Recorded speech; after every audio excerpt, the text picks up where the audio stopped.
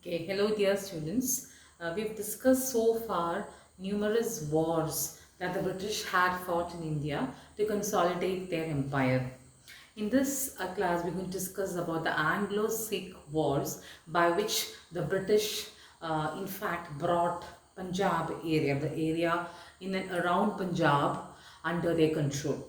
So these wars can be called as the Anglo-Sikh Wars. പഞ്ചാബിൽ പ്രധാനമായും സിഖുകാരുള്ളത് കൊണ്ട് തന്നെ ആംഗ്ലോ സിഖ് വാർസ് എന്നാണ് ഇതിനെ അറിയപ്പെട്ടിരുന്നത്. നമുക്ക് നോക്കാം എപ്പോഴാണ് ഉണ്ടായത്. First Anglo Sikh war 1845-46, 1845-46. Second Anglo Sikh war 1848-49. Okay, അപ്പം ഇതിനു മുന്നേ നമ്മൾ പലതരത്തിലുള്ള യുദ്ധങ്ങളെ പറ്റി പഠിച്ചു. We studied about the Anglo-Maratha wars, Anglo-Mysorean wars, Carnatic wars, and by this time you know that almost a good part of India came under the control of the British. Now their interest was mainly in Punjab and they wanted to conquer Punjab. So these were the two wars that they fought to bring Punjab under their control. So let us see why it in fact got delayed. 1845 വരെ ആയത് എന്തുകൊണ്ടാണ്, അത് എന്തൊക്കെയാണ് കാരണങ്ങൾ, അല്ലെങ്കിൽ അതിനുശേഷം എന്തൊക്കെ മാറ്റങ്ങൾ വന്നു, why did they decide to conquer Punjab? So we need to have a look at the history of this area, Punjab. You have to know that Punjab, you must have heard about Ranjit Singh. Punjab was ruled by Ranjit Singh, who was known as a lion of Punjab. He was a very powerful ruler, a very strong one. And what he did was he maintained a wary friendship with the British.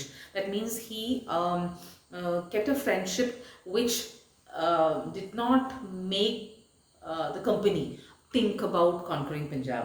He was a powerful ruler too, and the situation in Punjab was such that he did not in fact give the British chances. He did not give the British enough opportunities to invade Punjab. So what did he do mainly? His age was, period was 1780-1839. 1780 ജനിച്ചു, 1839 അദ്ദേഹം മരിക്കുകയുണ്ടായത്. So he maintained a good relationship, and at the same time he expanded his empire. പഞ്ചാബിൽ നിന്ന് അദ്ദേഹത്തിൻ്റെ Empire വലുതാക്കാൻ തുടങ്ങിയിട്ടുണ്ടായിരുന്നു. അത് ബ്രിട്ടീഷുകാർക്ക് താല്പര്യമില്ല, പക്ഷേ അദ്ദേഹം ഈ രഞ്ജിത് സിംഗ് ആയിട്ട് ഒരു യുദ്ധത്തിന് ബ്രിട്ടീഷുകാർ പോകുന്നില്ല. So Sikhs controlled the areas like in and around Punjab, like Peshawar, Multan, etc. ഇനി ഇദ്ദേഹം ഒരു വളരെ പവർഫുൾ ആയിട്ടുള്ള റൂളറായിരുന്നു. Now he passed away in 1839. Okay, it was after the passing away of Ranjit Singh that Punjab fell into disorder. അതുവരെ പഞ്ചാബിൽ പ്രശ്നങ്ങളില്ല, ബ്രിട്ടീഷുകാർ ചിന്തിച്ചു പോലും ഇല്ല പഞ്ചാബ് കോൺക്കർ ചെയ്യാൻ. പക്ഷേ പഞ്ചാബിൽ രഞ്ജിത് സിംഗ് മരിച്ചതിന് ശേഷം അവിടെ ഒരു എനാർക്കി വന്നു. അദ്ദേഹത്തിൻ്റെ സക്സസേഴ്സ് ഒന്നും അദ്ദേഹത്തിനെ പോലെ ഏബിൾ ആയിരുന്നില്ല. So it was the death of Ranjit Singh in 1839 which made the British think about conquering, or rather expanding to this part of India, that is Punjab. So what did they do? His legitimate son Kharak Singh was removed from power. Okay, Kharak Singh എന്ന പേരുള്ള ഈ രഞ്ജിത് സിംഗിൻ്റെ മകനെ ഇവർ പവർന്ന് നീക്കുകയാണ് ചെയ്തത്. Now in this slide you can see how Ranjit Singh's successors were very weak, and it was in fact that sort of disorder which prevailed after the death of Ranjit Singh which made the company think about conquering Punjab. Okay, now in 1843 the British, you could see that the company, they conquered a territory close to Punjab, that was Sindh. And that was something not actually needed. It was considered to be cynical and ignoble. How the annexation of Sindh in 1843. അത് വേറെ annexation ആണ്, വേറൊരു യുദ്ധമാണ്, നമ്മളത് detail ആയിട്ട് പഠിക്കുന്നില്ല. annexation of Sindh in 1843. Sindh നമ്മൾ ഇന്ത്യയുടെ ഭാഗമല്ല ഇന്ന്. 1843 സിന്ധ് അന്ന് ബ്രിട്ടീഷുകാർ കോൺക്കർ ചെയ്യാൻ ഇന്ത്യൻ സബ് കോണ്ടിനെന്റിലെ ഭാഗമായതുകൊണ്ട് തന്നെ. ഓക്കെ, നൗ ഇനി പറയാൻ പോകുന്നത് ഇത്തരത്തിലുള്ള സാഹചര്യങ്ങളാണ് എന്ത് കാരണമാവുന്നത്. The first Anglo-Sikh War 1845-46. There were no powerful rulers. ശക്തനായ രാജാക്കന്മാരും ഒരു ഫോഴ്സ് പഞ്ചാബിലില്ല. അതുകൊണ്ട് തന്നെ ഇവരത് പഞ്ചാബ് കീഴ്പ്പെടുത്താൻ ശ്രമിക്കാനുണ്ടായിരുന്നത്. സോ 1845 ആദ്യത്തിലാണ് യുദ്ധം തുടങ്ങുന്നത്. It resulted in the victory of the company. യുദ്ധം കഴിയുമ്പോഴേക്കും യു ക്യാൻ സീ ഹൗ പഞ്ചാബിൻ്റെ ഒരു നല്ലൊരു ഭാഗം തന്നെ ബ്രിട്ടീഷുകാരുടെ കൈവശം വന്നു. സിഖ് കിങ്ഡത്തിൻ്റെ നല്ലൊരു ഭാഗം. പിന്നെ ഇതിൻ്റെ കൂടെ തന്നെ നമ്മൾ അറിയേണ്ട കാര്യം ജമ്മു കാശ്മീരിലും ചെറിയ മാറ്റങ്ങളുണ്ടെന്നു. ജമ്മു കാശ്മീർ എന്ന് പറയുന്ന territory, you could see that the ruler gave up all his rights and joined. He was in fact forced to be a part of the British Empire. അതുകൂടെ ഇതിൻ്റെ ഭാഗമായിട്ട് നിങ്ങൾ പഠിക്കണം. ജമ്മു ആൻഡ് കാശ്മീർ ഇങ്ങനെ അവിടുത്തെ രാജാവ് ഈ ഒരു ജമ്മു ആൻഡ് കാശ്മീർ നമുക്കറിയാലോ പഞ്ചാബിൻ്റെ അടുത്ത് തന്നെയാണ്. അപ്പോൾ അവിടുത്തെ രാജാവ് എല്ലാ റൈറ്റ്സും സറണ്ടർ ചെയ്തിട്ട് ബ്രിട്ടീഷ് സുസേറിറ്റി അല്ലെങ്കിൽ ബ്രിട്ടീഷ് ഹെജിമണി അംഗീകരിക്കുകയാണ്. അത് ഇതിൻ്റെ കൂടെ നമ്മൾ മനസ്സിലാക്കണം. അപ്പോൾ ആ ഏരിയയും കൂടെ ബ്രിട്ടീഷുകാരുടെ കൈവശം വന്നു എന്നുള്ളത്. ഏത് ഏരിയ? ജമ്മു ആൻഡ് കാശ്മീർ. എപ്പോഴും 1845 1846. അപ്പോൾ പഞ്ചാബ് വാറിൻ്റെ ഭാഗമായിട്ടാണ് വേറൊരു പ്രധാനപ്പെട്ട മാറ്റം നടക്കുന്നത്. Jammu and Kashmir also became a part of the British empire. Okay, now ഇതാണ് first Anglo Sikh war. Now ഈ ഒരു യുദ്ധത്തിൽ നിൽക്കുന്നില്ല അവരുടെ താല്പര്യം. ഈ ഒരു യുദ്ധം കഴിയുമ്പോഴേക്കും നല്ലൊരു ഭാഗം പഞ്ചാബ് അവരുടെ കൈവശം വന്നെങ്കിലും you have to know that again they wanted to conquer the rest of Punjab. So they employed very able generals, General Hugh Gow and Sir Henry Hardinge. Sir Hugh Gow and Sir Henry Hardinge, these two commanders were employed. And അവരുടെ ലക്ഷ്യം എന്തായിരുന്നു? ബാക്കിയുള്ള പഞ്ചാബും കൂടെ കീഴ്പ്പെടുത്തുക എന്നുള്ളതാണ്.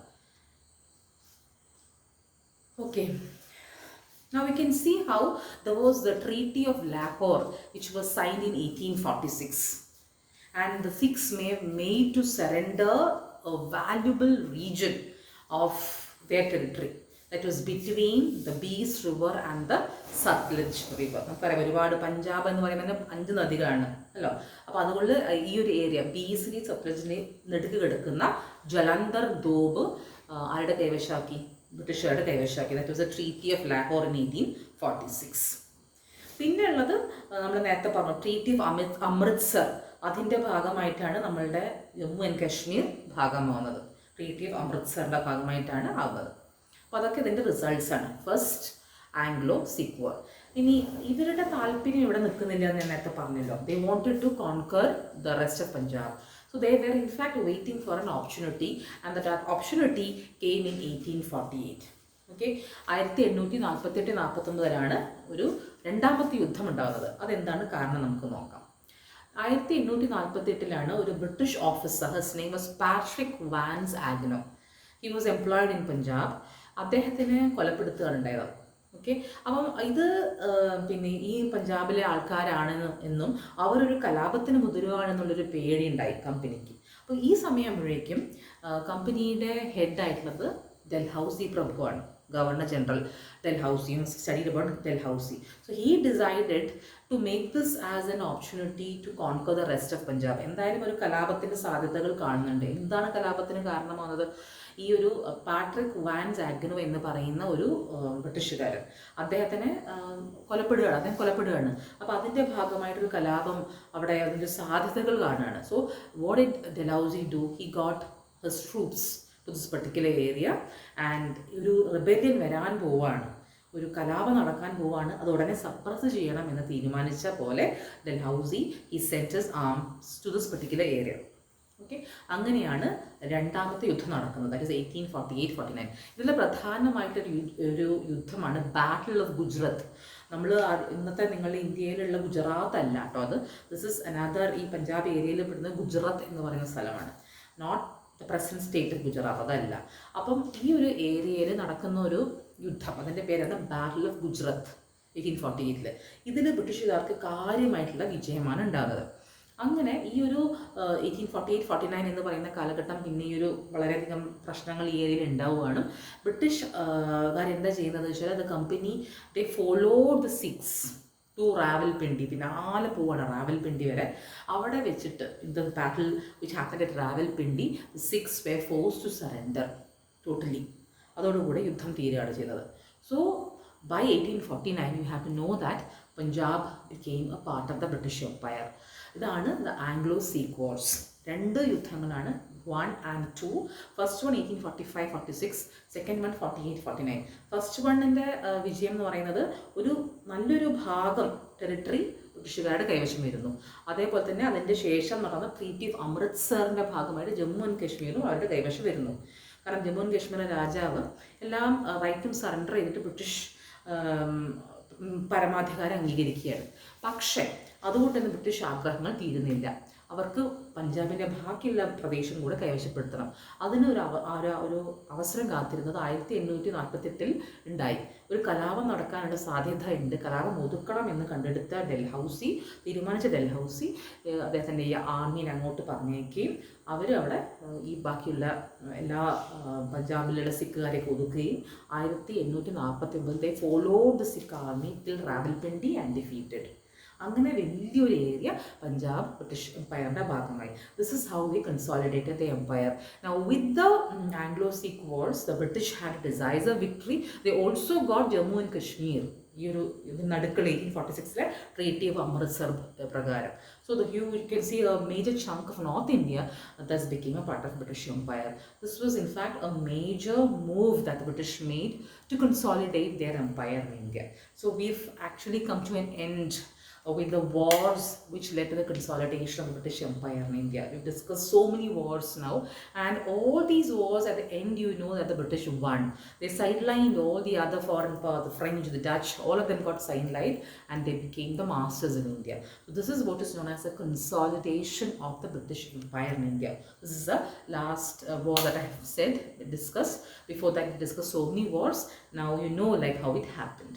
Okay, thank you.